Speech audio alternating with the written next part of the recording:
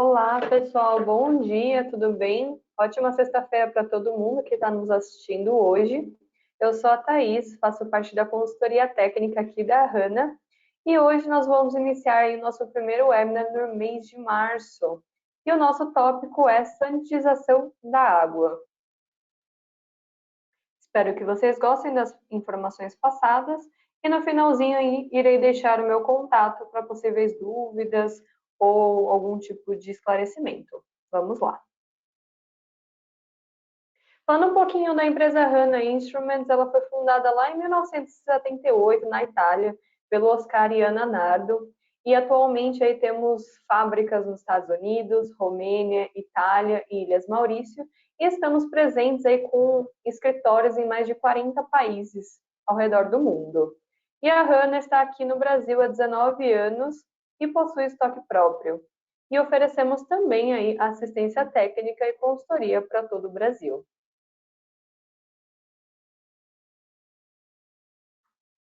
Um pouquinho da linha de equipamentos que a Hanna trabalha. Então, trabalhamos aí com tituladores, fotômetros, equipamentos de processo, alguns equipamentos para bancada, equipamentos portáteis e de bolso, e também as soluções e os reagentes para a gente conseguir aí utilizar nos nossos equipamentos.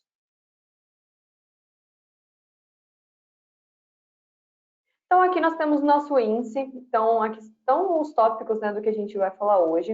Então, por que sanitizar a água? Falamos também piscinas, banheiras, de hidromassagens e spas, sanitização da água para segurança alimentar, saneamento da água potável, tratamento aí de água residual, caldeiras e torres de resfriamentos e alguns equipamentos Hanna.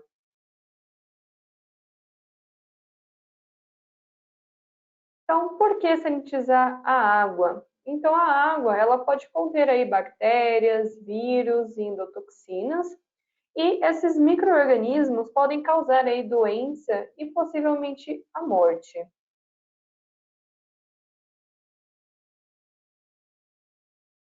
Então, vamos falar um pouquinho aí das formas de sanitizar a água. Então, temos duas formas de categorizar aí os métodos de saneamento, os físicos e químicos. Os físicos englobam aí UV, alta pressão e temperatura, e entre outros. E o químico, nós temos cloro, ozônio, bromo, e outros. E também pode ser o líquido em pó, gasoso ou gerado aí no local.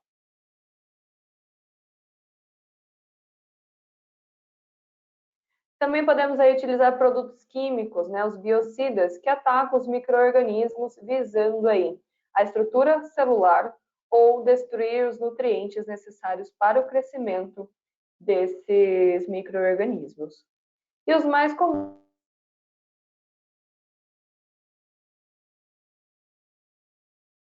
incluem o cloro, o bromo, ozônio, dióxido de cloro e peróxido de hélio.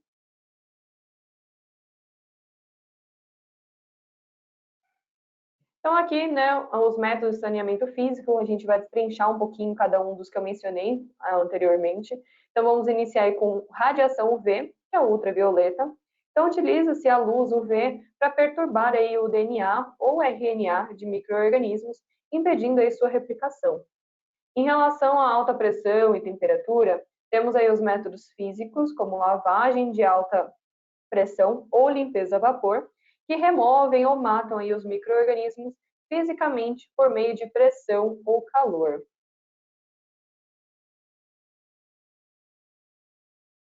Já para os métodos de saneamento químico, nós vamos destrinchar um pouquinho aí sobre cloro, ozônio e bromo. Inicialmente falando sobre o cloro, ele é comumente aí utilizado como desinfetante ao formar aí ácido hipocloroso, que é o eficaz contra o amplo espectro de micro-organismos. Já o ozônio, ele é um agente oxidante poderoso que pode matar aí bactérias, vírus e outros micro-organismos.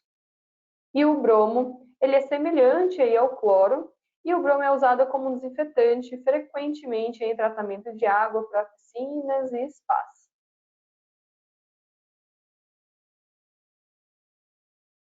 Aqui, de forma resumida, né, o potencial de oxidorredução, que é o RP.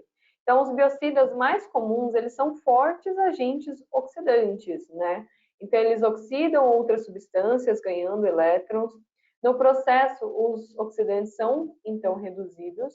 Então, por exemplo, um exemplo, né, da reação, temos aí o ferro, férrico insolúvel, mais um eletrodozinho, um elétron, perdão, e aí ele forma aí ferroso e é solúvel, né? E o RP é utilizado aí como uma medida da atividade em desinfetantes e também é uma medida geral que não é seletiva para um oxidante específico. Então, vamos falar um pouco mais aprofundadamente, sobre esses tópicos aqui, tá? Então, os biocidas mais comuns, eles são agentes aí oxidantes que funcionam aí oxidando outras substâncias, geralmente os micro-organismos, ao ganhar elétrons durante o processo. Então, isso resulta na redução dos próprios agentes oxidantes, né? Igual eu comentei mais cedo. Então, o potencial de óxido-redução, que a gente reduz aí para ORP, é uma medida da capacidade de um sistema de água para oxidar ou outras substâncias. É comumente usado como uma medida da atividade dos desinfetantes em sistemas de tratamento de água. Então, quanto maior o RP, maior aí a capacidade oxidante do sistema. E é importante ressaltar, né, que o RP é uma medida geral, né, então ela não é seletiva para um oxidante específico. Ou seja, ele não distingue entre diferentes agentes oxidantes presentes no sistema, mas sim avalia a capacidade total aí de oxidação ou redução, né, ambos, do sistema aí como um todo. Então, isso significa que o ORP ele pode ser influenciado por uma variedade de fatores, incluindo aí a concentração e o tipo de desinfectante presente, bem como aí as condições ambientais do sistema da água.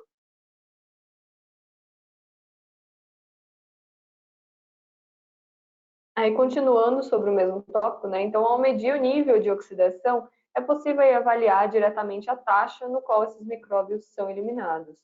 E uma leitura de ORP fornece aí a medida da potência de um agente desinfetante na amostra. Então, aqui tem um gráfico, né, em relação ao RP e a morte da bactéria E. coli, né? Então, o tempo de morte da E. coli, Escherichia coli, em função do potencial de oxidorredução, pode variar aí dependendo de vários fatores, tá? Incluindo aí a concentração do agente oxidante, a temperatura, o pH e a presença de outros compostos aí no ambiente. No entanto, é possível aí fornecer uma visão geral do processo. Então, geralmente, quanto maior aí o RP, mais rápido é o tempo de morte dos micro-organismos, incluindo aí, por exemplo, a E. coli. Isso ocorre porque um alto RP indica aí uma alta capacidade oxidante do meio, o que pode levar aí a uma rápida inativação aí dos micro-organismos presentes.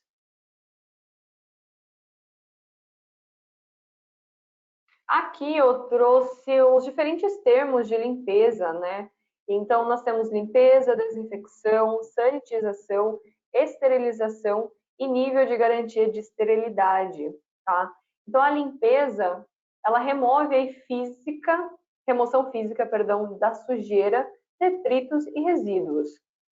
Quando a gente se fala de desinfecção, é a inativação ou eliminação da maioria dos micro-organismos, geralmente em uma taxa de 99,9%.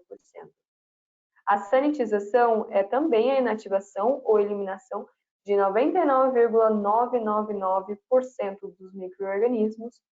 Esterilização é morte de todos os micro-organismos presentes. E o nível de garantia de esterilidade é a probabilidade de um micro-organismo sobreviver a um procedimento de esterilização, tá?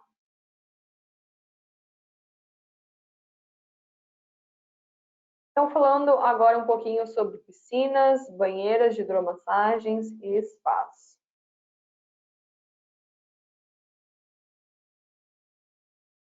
Então, para tornar a água segura para nadar, utilize aí produtos químicos para prevenir o crescimento de algas, impedir o desenvolvimento de patógenos e manter a água limpa, né, no aspecto estético. Já o tratamento adequado, ele previne aí olhos vermelhos, coceira, irritação da pele e aquele odor forte de cloro. Tá? Então, voltado para essa área, nós temos a utilização do cloro. Então, compostos de cloro são os biocidas oxidantes mais amplamente utilizados. Então, ele está disponível em três formas, né? No gás de cloro, no hipoclorito de sódio líquido, que seria o alvejante, ou hipoclorito de cálcio seco, que é o HTH. Agora, nos próximos slides, eu vou destrinchar um pouquinho mais sobre cada um deles.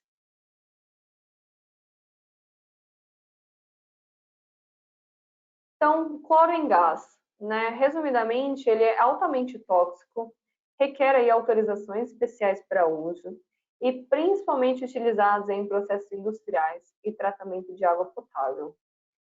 Falando mais aprofundadamente sobre isso, o primeiro tópico é a produção, né? Então, o cloro gasoso ele é produzido através de processos industriais, geralmente por eletrólise de uma solução salina, né, o processo de cloro-alcali. E durante esse processo, uma corrente elétrica é passada aí através de uma solução aquosa de cloreto de sódio, seria aí um sal de cozinha, resultando na separação do cloro gasoso no ânodo. Em relação ao armazenamento e manuseio, então, devido à sua natureza tóxica e corrosiva, o cloro gasoso requer um manuseio cuidadoso e também um armazenamento adequado. Né? Então, é armazenado e transportado em recipientes pressurizados e em condições controladas para evitar vazamento ou explosão acidental. Já voltado para sua aplicação, né, o cloro gasoso ele é introduzido no sistema de tratamento de água ou águas residuais através de equipamentos específicos, como cloradores a vácuo, onde é dosado na água a ser tratada. Uma vez na água, o cloro gasoso se dissolve e reage com a água para formar ácido hipocloroso e íons hipoclorito, que são aí os principais agentes de desinfecção. Já voltado para a desinfecção, o ácido hipocloroso e os íons hipoclorito, gerados a partir do cloro gasoso, são poderosos desinfetantes que destroem micro-organismos patógenos, como, por exemplo, bactérias, vírus e protozoários presentes na água. Eles atuam danificando as membranas celulares dos micro-organismos e também interferindo em processos metabólicos essenciais, levando aí à morte celular. Em relação a resíduos, né, então após a desinfecção, os resíduos do processo de cloração, como as cloraminas e outros subprodutos do cloro, podem permanecer aí na água tratada. Então, o controle adequado, né, da dosagem de cloro e a manutenção de um equilíbrio entre a desinfecção eficaz e a formação de subprodutos indesejáveis são importantes aí para garantir a qualidade da água tratada. E por fim, aí a segurança, né? Então, devido à sua toxicidade, é essencial seguir rigorosas medidas de segurança ao lidar com cloro gasoso, tá? Então, isso inclui o uso de equipamento de proteção pessoal, ventilação adequada e treinamento também adequado para os operadores de sistema de tratamento de água.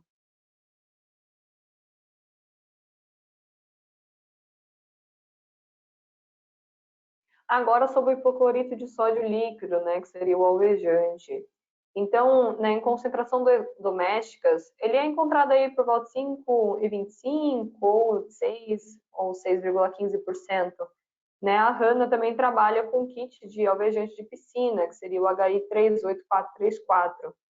Tá? E pode ser difícil alcançar o controle do processo com base na força e concentração, dependendo das circunstâncias. Tá?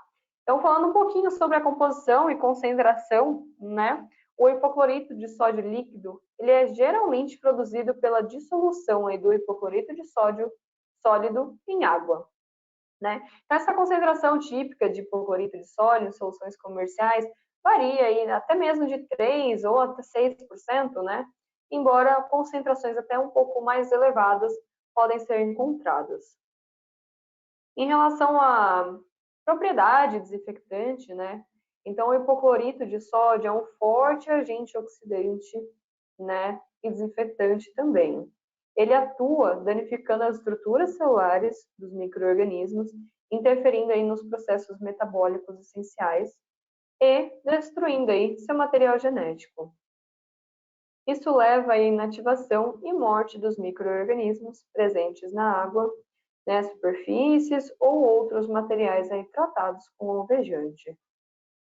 Alguns usos comuns, né, do hipoclorito de sódio líquido é amplamente utilizado em vários tipos de aplicações, né, incluindo, por exemplo, desinfecção de água potável e tratamento de águas residuais, limpeza e desinfecção de superfícies em ambientes domésticos, comerciais e até mesmo industriais, branqueamento de tecidos e remoção de manchas em roupas e desinfecção aí de equipamentos médicos e utensílios de cozinha também, tá?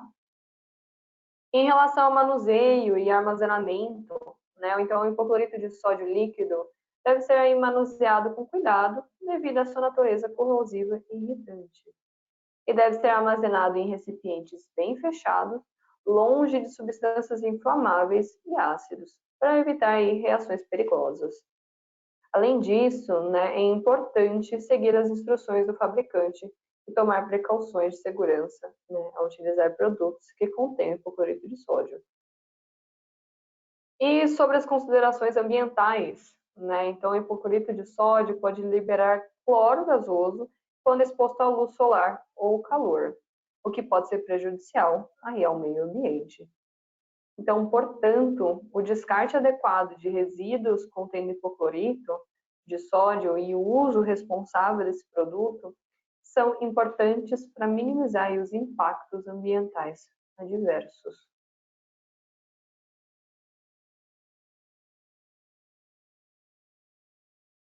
E o último, né, é o hipoclorito de cálcio seco, né? Então, ele pode conter aí ácido cianúrico para proteção contra a degradação UV.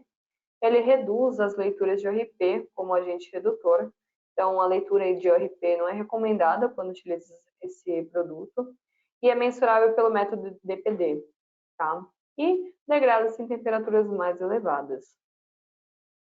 Em relação à composição e forma, né, hipoclorito de cálcio seco é comumente encontrado na forma de grânulos brancos ou até mesmo em pó. É produzido pela reação de cal, que é o óxido de cálcio, com cloro gasoso, né, resultando aí na formação de hipoclorito de cálcio e hidróxido de cálcio. As propriedades desinfectantes dele, né, assim como o hipoclorito de sódio, o hipoclorito de cálcio é um poderoso agente oxidante e também desinfectante. Ele atua aí destruindo as estruturas celulares dos micro-organismos, interrompendo os processos metabólicos essenciais e danificando seu material genético, e levando aí à inativação e morte dos micro-organismos presentes. O uso comum deles, né, eles também se assemelham exatamente ao mencionado anteriormente, né, do alvejante. Então, para tratamento de água, para desinfecção de piscinas, água potável e água residuais, né? A desinfecção de superfícies em ambientes domésticos, comerciais, industriais, branqueamento também dos tecidos, né, e remoção de manchas em roupas, e desinfecção aí de equipamentos médicos, utensílios de cozinha, em superfícies em estabelecimentos de saúde, indústrias alimentícias, por exemplo. Tá? Em relação ao armazenamento, né, e manuseio dele, o hipoclorito de cálcio seco deve ser manuseado também com cuidado, devido à sua natureza corrosiva e irritante, né? Então também tem que ser armazenado em recipiente bem fechado, local fresco e seco e longe de substâncias inflamáveis e materiais orgânicos, né? Também para evitar possíveis reações perigosas. E já as considerações ambientais em relação a ele. Então, o hipoclorito de cálcio seco libera cloro gasoso também quando em contato com a água, o que pode ser prejudicial também ao meio ambiente. Então, portanto, é muito importante realizar o descarte adequado de qualquer resíduo dele, para não ter nenhum impacto aí no ambiente aquático ou no próprio meio ambiente. Tá?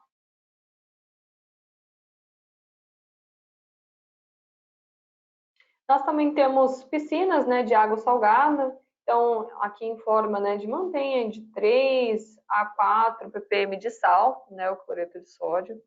Utilizar a hidrólise para gerar cloro, e o cloro proporciona a desinfecção, né, e o benefício de ser mais natural para a pele. A água salgada, ela é corrosiva, né, então revestindo as placas ao longo do tempo.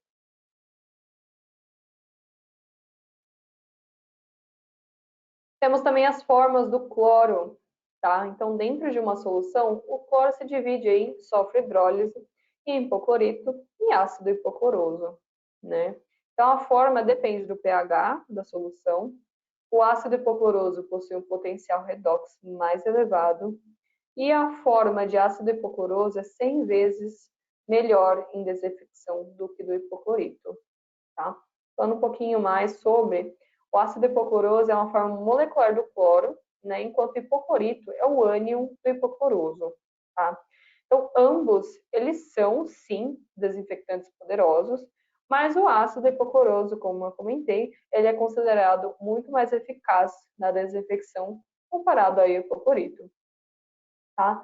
Então, a proporção entre o ácido hipocloroso e o hipoclorito na solução depende do pH, né? Em pHs mais baixos, ou seja, menor que 7, o ácido hipocloroso predomina, enquanto em pHs mais altos, maior que 7, o hipoclorito predomina. É muito importante aí, pois o ácido hipocloroso é mais eficaz como desinfectante do que o hipoclorito.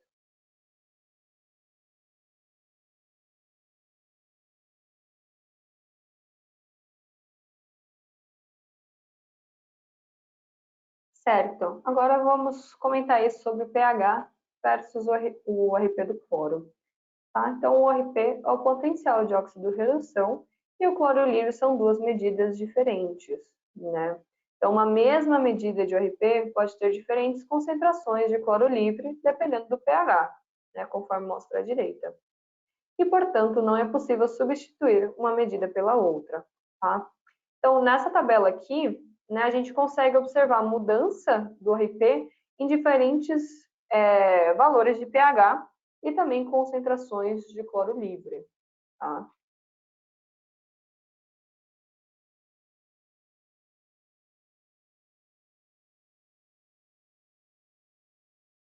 E também eu vou falar um pouquinho do bromo, né, as principais vantagens em relação ao cloro, comparando um com o outro. O bromo é mais eficaz em pH mais elevado, é estável em temperaturas mais altas e pode ser aí reativo por supercloração, reativado, perdão, por supercloração. E não pode ser estabilizado contra degradação UV, só que, comparando um ao outro, o bromo é mais caro que o cloro.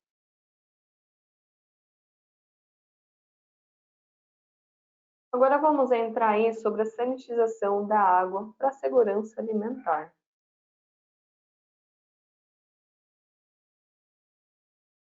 Então, né, a segurança alimentar. Então, a cada ano, cerca aí de aproximadamente 6 mil pessoas morrem e milhões adoecem com o resultado de bactérias em carnes, aves, frutos do mar, frutas e vegetais, né? Então, utiliza-se biocida aí para eliminar patógenos transmitidos por alimentos, como a salmonela, norovírus e E. coli, por exemplo. Então, produtos alimentícios estão constantemente sujeitos aí ao risco de deterioração, né? Os micro-organismos favorecem os produtos alimentícios devido ao seu alto teor de umidade e nutrientes. Então, produtos lácteos apresentam um ambiente especialmente favorável para o crescimento microbiano, porque eles são ricos em nutrientes e umidade, e além de terem baixo teor de sal e acidez.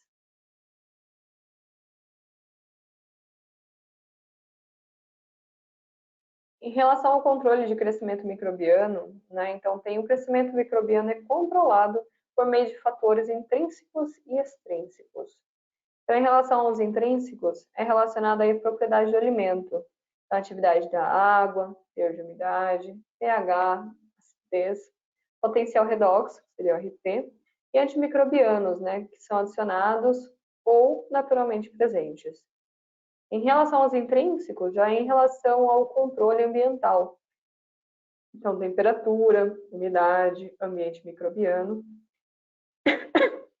E a limpeza, ela visa aí eliminar a contaminação microbiana externa nos alimentos.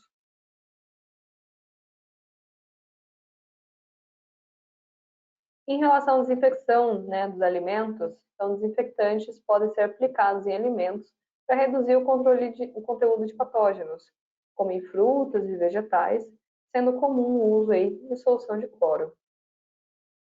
E as concentrações devem ser verificadas para eficácia, uma vez que excesso, né, do desinfectante pode resultar em resíduos, enquanto uma quantidade insuficiente significa aí desinfecção inadequada.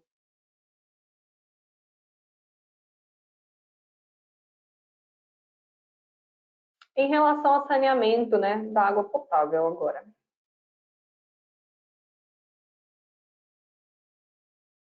Então, a água potável, né, a EPA e outras organizações estabelecem padrões para a água potável em relação a micro-organismos, como Cryptosporidium, Giardia lamblia, Legionella, bactérias coliformes e vírus entéricos.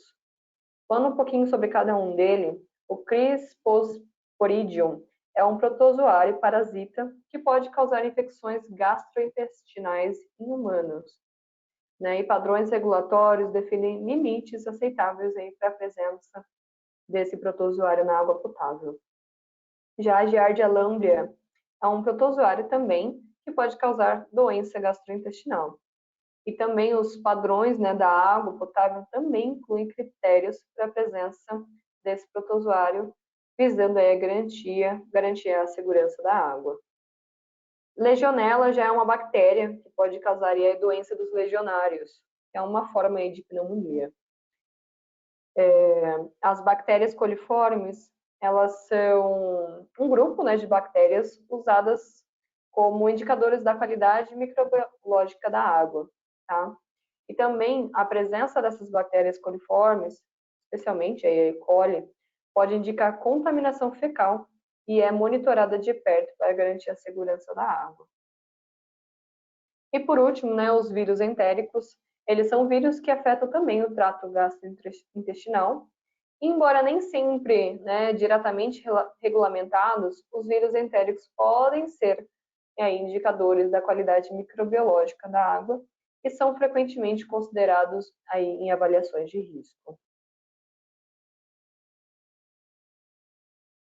Aqui eu trouxe uma imagem, né, sobre o processo de tratamento de água potável. Tem o sistema tradicional, né, de tratamento de água e também o sistema avançado, né, de tratamento de água. Tá? Então, só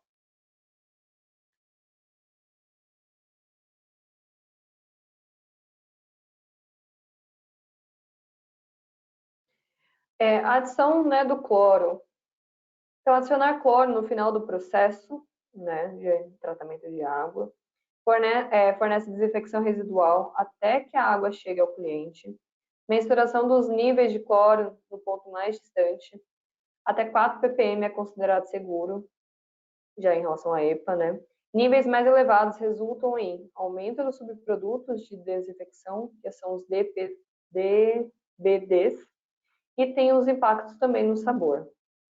Destrinchando um pouquinho mais sobre tudo isso, né? Então, em relação a adicionar cloro no final do processo, né?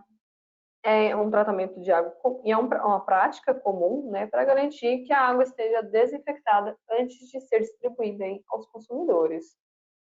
Então, a presença do cloro residual na água desempenha um papel crucial na desinfecção contínua e proteção contra os organismos patógenos, tá? Proporcionando aí um efeito residual que ajuda a manter a água livre de bactérias e outros micro-organismos até chegar ao consumidor final também. Então, mensuração dos níveis, né, de cloro no ponto mais distante, a eficácia da desinfecção é monitorada medindo os níveis de cloro residual no ponto mais distante do sistema de distribuição de água, né, garantindo aí que os consumidores recebam água desinfectada. Em relação à segurança, né, estabelecida pela EPA, Então, ela estabelece limites de segurança para os níveis de cloro na água potável e até 4 partes por bilhão, seria ppm, de cloro é considerado seguro dentro dos padrões estabelecidos pela agência reguladora. E os impactos, né, de níveis mais elevados de cloro resulta em dois principais impactos, né, no aumento dos subprodutos, né, que a reação do cloro com a matéria orgânica na água pode gerar subprodutos, né, alguns dos quais podem ser preocupantes para a saúde. E já no impacto do sabor, né, concentrações muito elevadas de cloro podem impactar o sabor da água, tornando aí desagradável para os consumidores.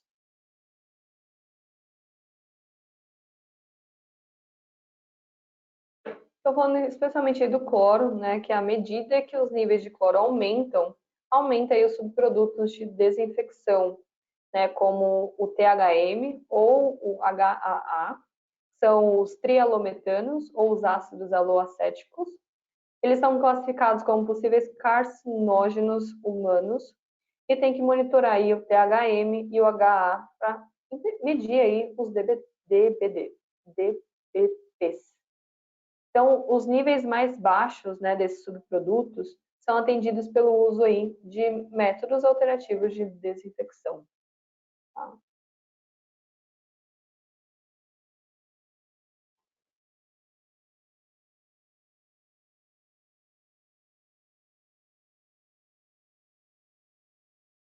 Em relação à cloraminação, né, então o cloro se combina com amônia para formar aí cloramina. A cloramina é um desinfectante, mas é menos eficaz do que o cloro.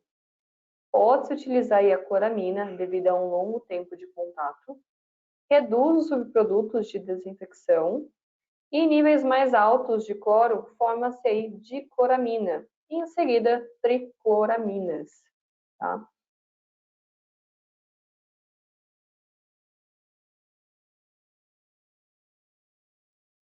Em relação ao ozônio, né? Então, produzido ao passar para o ar por um campo elétrico forte. Tá? Então, esse método ele envolve a ionização do oxigênio presente no ar ao passá-lo por um campo elétrico forte. Esse processo ele resulta na formação aí, de espécies químicas reativas, incluindo aí ozônios e radicais livres. Ele é um forte oxidante, né? Então, o ozônio ele é um forte oxidante, que significa aí que tem a capacidade de reagir com e oxidar várias substâncias químicas, incluindo aí micro-organismos e compostos orgânicos presentes na água. Tem um alto custo de capital e operação, né? Então, a implementação de sistemas de ozônio pode exigir aí investimentos significativos em equipamentos, seria voltado aí para o capital, e também de operação.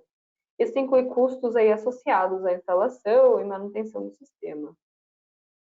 Ele se decompõe, portanto, aí não fornece um tratamento residual.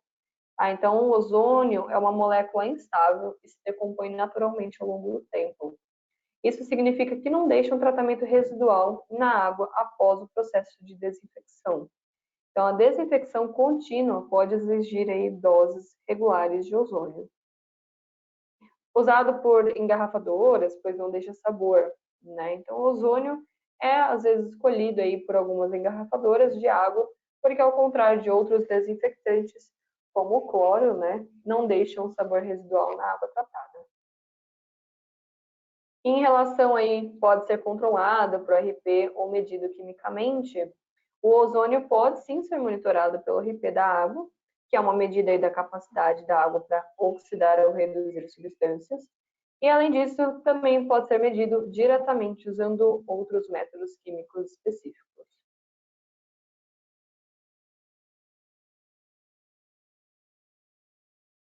A luz ultravioleta, UV, né? Então a radiação UV altera o DNA, impedindo aí a reprodução de micro-organismos, não remove bactérias e vírus da água, é apenas eficaz como um método pontual de uso, não fornece aí sanitização residual, não adiciona produtos químicos à água, portanto não há subprodutos de desinfecção Partículas e turbidez podem proteger aí bactérias e vírus.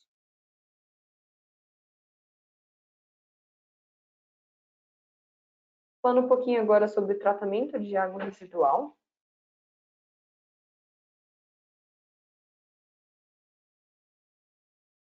Então, dentre tantas etapas aí do tratamento de água residual, queria mencionar algumas, tá? Então, utilização de UV, ozônio ou cloro. Então, esses são métodos comuns aí de desinfecção da água. E UV e ozônio são agentes desinfectantes, não químicos, enquanto o cloro é um forte oxidante e agente desinfectante químico. Em relação à descloração necessária com o cloro, né? Então, após a desinfecção com cloro, é necessário remover o cloro residual para evitar impactos indesejados aí no sabor e na qualidade da água. Em relação à toxicidade do cloro para peixes e plantas, né? Então, o cloro residual na água é tóxico para peixes e plantas aquáticas, e a sua presença pode causar danos aos organismos aquáticos, especialmente em ambientes com aquário, viveiros de peixe ou locais onde a água tratada é descartada em corpos d'água naturais.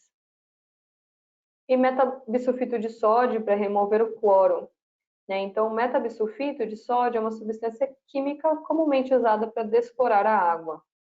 Ele age como um redutor, reagindo aí com o cloro residual para formar cloreto de sódio, que seria sal, e dióxido de enxofre.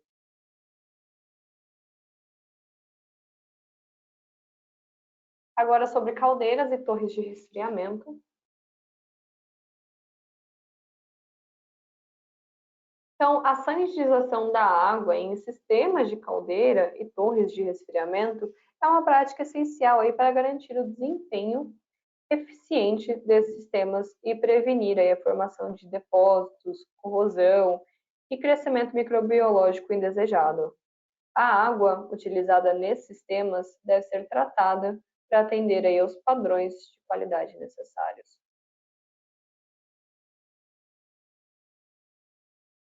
Então, em relação às caldeiras, né, então requerem que a água seja esterilizada para evitar o crescimento de biofilmes. Partículas e filmes aderidos, né, às tubulações causam um tipo de corrosão, chamada aí corrosão sob depósito, e causa aí a perda de eficiência e danos ao equipamento.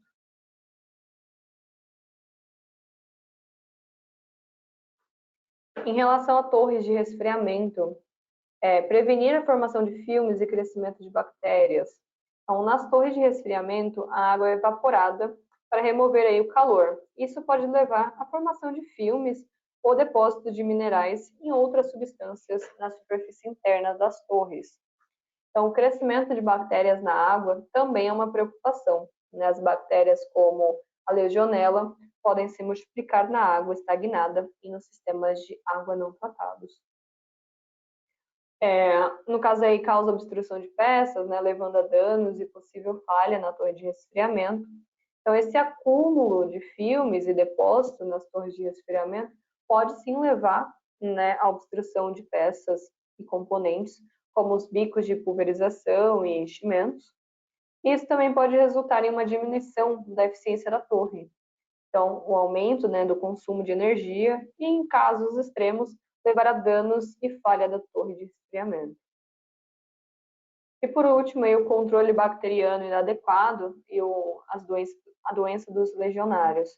Então, o controle, né, inadequado pode resultar em surtos da doença dos legionários, por exemplo. E a legionela é uma bactéria que pode crescer em sistemas de água, como torres de resfriamento, e pode ser disseminada pelo ar, causando aí doenças respiratórias graves, como a pneumonia dos legionários, por exemplo. E a importância, né, do controle bacteriano, então a manutenção de práticas eficazes do controle bacteriano, como a desinfecção adequada da água, é fundamental para prevenir aí o crescimento da legionela e outras bactérias patógenas. Então, tem programas regulares de limpeza, monitoramento da qualidade da água e tratamento específico são comumente implementados aí para garantir a segurança e eficiência das torres de resfriamento.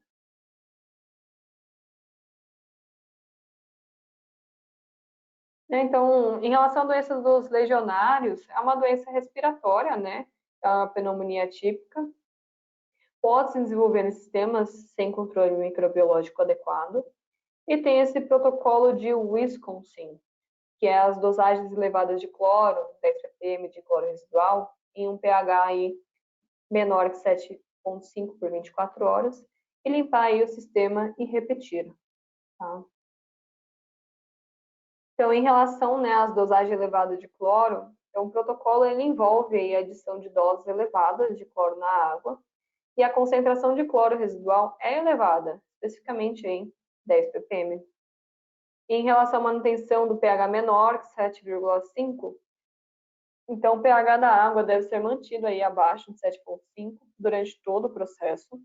E o pH é uma medida de acidez ou, né, alcalinidade da água, e controlar seu valor é importante aí para garantir a eficácia do cloro na desinfecção.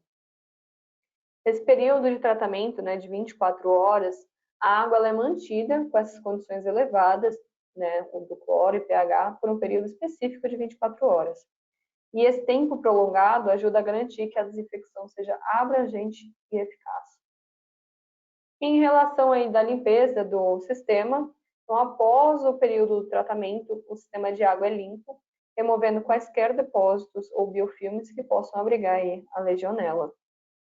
E essa repetição do processo, o protocolo pode precisar ser repetido periodicamente para manter o controle microbiológico e prevenir aí a recorrência da legionela.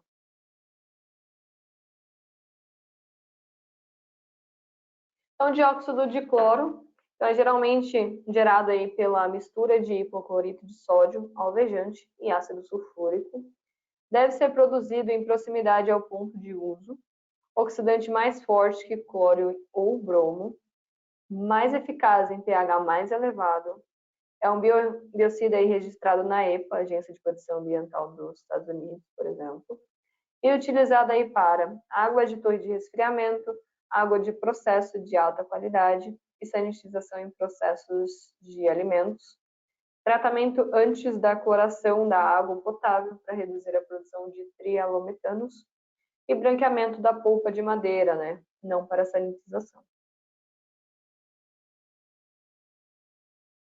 E o último aí, o peróxido de hidrogênio. Então, é a opção ecologicamente amigável, é um oxidante mais forte do que o cloro e o dióxido de cloro, degrada-se em água e oxigênio, conforme mostra a equação química abaixo, não contribui com sólidos nos sistemas, reage de maneira violenta com produtos químicos orgânicos e é utilizado aí para branquear polpa e papel, também na indústria alimentícia, para prevenir crescimento microbiano. Certo, agora vamos falar um pouquinho sobre os equipamentos HANA, né, para diversos tipos de aplicações aí dentro do conteúdo passado. Então temos aí o ozônio, né, que é o nosso teste kit, que é o HE 38054. Então, só resumindo aí, conforme eu falei anteriormente, que o ozônio é um agente oxidante, né, usado em muitas aplicações industriais e de consumo. Então, perdão, gente. Então, as aplicações industriais incluem a desinfecção da água potável, águas residuais e água de enxágue de processos de alimentos. O ozônio aí é um agente branqueador também suave, usado na indústria têxtil. E o ozônio também pode ser usado para reações de oxidação, incluindo aí precipitação de manganês da água potável e a oxidação aí de cianeto em águas residuais de revestimento. Então, o ozônio é um oxidante versátil, seja como germicida, desodorizante ou agente branqueador.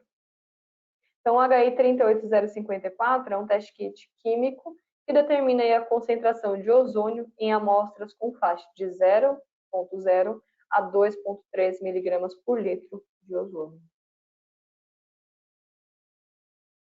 O peróxido de hidrogênio, né, tem o nosso teste kit, que é o HI 3844. Ele é baseado em titulação, né, que determina a concentração de peróxido de hidrogênio em duas faixas, de 0,00 a 2,00 miligramas por litro e de 0,0 a 10,0 miligramas por litro, tá?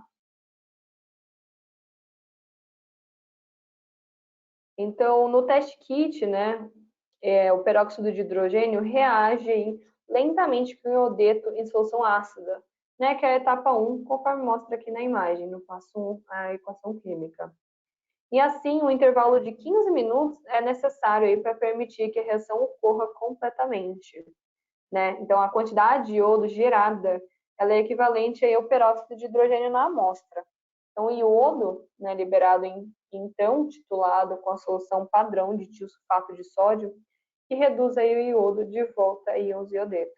Seria o passo 2.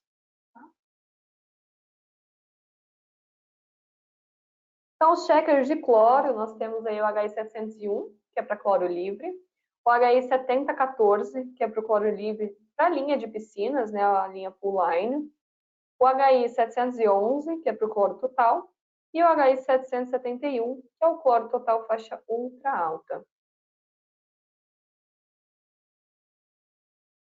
Medidores de ORP, nós temos também a linha pool line, que é o HI981204, né, e o modelinho também pode ser somente pH e ORP, pH somente, ou pH e ORP, perdão, gente, pode ser o modelo somente ORP, ou temos também o pH e ORP.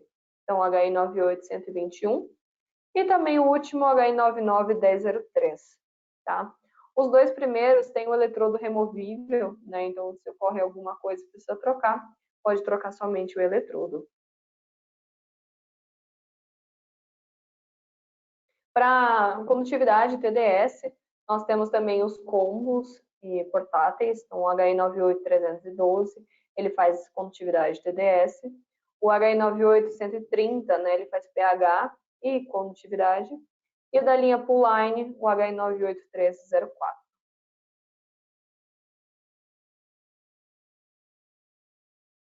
Para medição de cloro, já em equipamentos portáteis, né? Então, nós temos a linha 97, que é o HI97710, que é para pH, cloro livre total.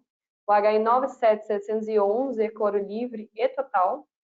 O HI97701 é cloro livre. E o HI97771 é para cloro livre e cloro total, faixa ultra alta, tá?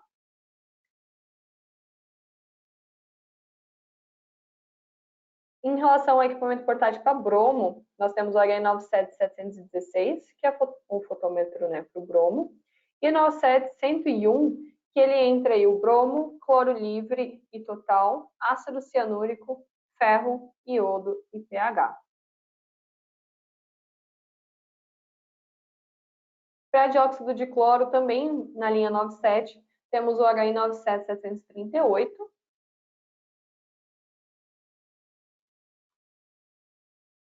e já os equipamentos de bancada, nós temos aí, por exemplo, o 83300 e o HI 801, que é o nosso espectrofotômetro. Aqui eu trouxe uma tabelinha só de comparação, né? Então, se a gente tiver o HI 83326, comparando a linha 983, nós temos aí, ele faz o bromo, o cloro total, cloro livre, ácido cianúrico, ozônio e pH. Já o HI83305 faz o bromo, o dióxido de cloro, o método rápido também, cloro livre, cloro total faixa baixa e o pH. E já o 83300, né, ele faz todos eles, o 83399 também e o IRIS também, tá?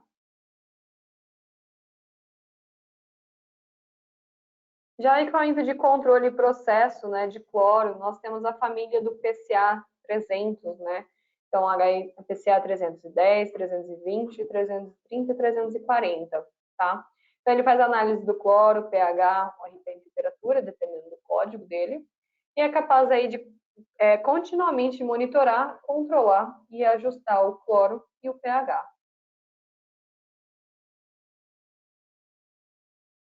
Nós temos também os controladores para piscinas e spas, né, que é capaz de controlar os níveis de pH e cloro livre. Então, nós temos o BL-120 e BL-121, e também o BL-122 e BL-123. Esses daqui, ele tem conectividade com o HANA Cloud, né? E o BL-123, ele possui saídas analógicas. Falando um pouquinho sobre o HANA Cloud, né? Ele é uma aplicação via web que conecta aí os usuários a equipamentos de medição, como os controladores, né, BL-122 e o 123. E as medições e os dados armazenados podem ser acessados por um computador, tablet ou celular com conexão, né, de internet. E vários equipamentos registrados podem ser conectados. Então, né, tem o link, que é o hanacloud.com, e só ir seguindo todos os passo a passos necessários para criar a conta. Né? Então, é possível alterar também o idioma do site para português, só que é português de Portugal. E após efetuar o login, o guia de usuário do HANA Cloud pode ser acessado aí, e essa guia possui diversas informações adicionais aí, detalhadas sobre a funcionalidade do HANA Cloud. Tá?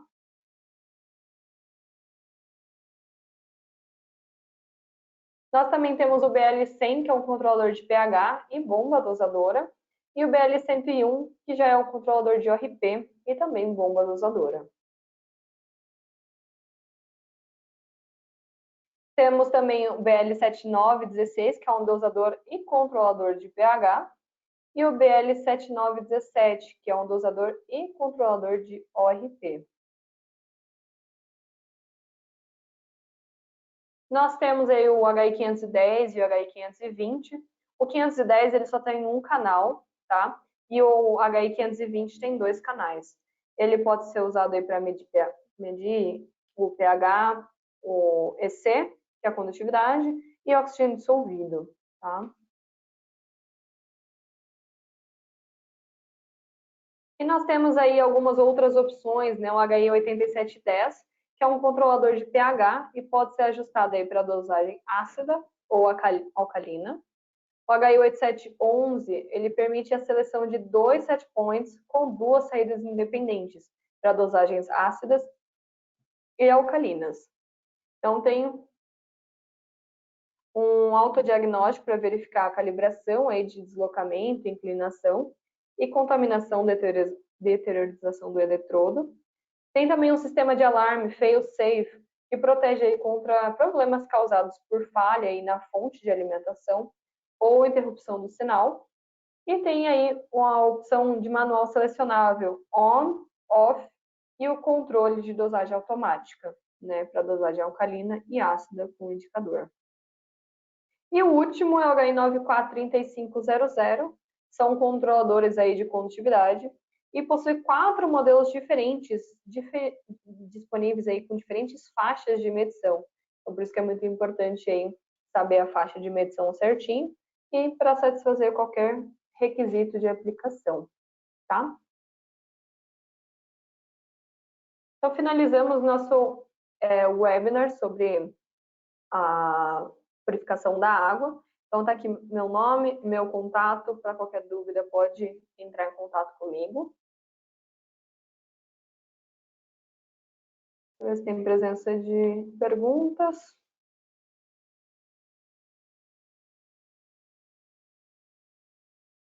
Temos do LOX.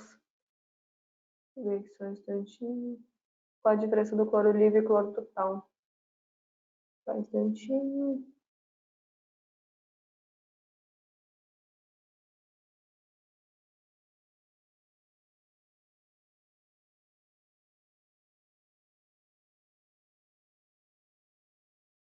Ó, o cloro livre, né, é a medição aí do ácido hipocloroso, que eu comentei nos slides mais cedo, presente na água, ou seja, né, realmente está disponível para o tratamento da água, da piscina, né, de qual for o tratamento, e o cloro total aí é a soma do cloro livre e do cloro combinado, ou seja, né, ele não mede somente o ácido hipocloroso, mas também outros compostos aí, como as cloraminas, por exemplo, tá?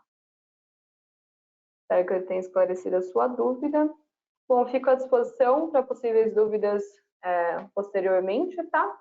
Finalizamos aqui nosso primeiro webinar de março. Espero que vocês tenham gostado e até uma próxima. Tchau, tchau, gente. Obrigada.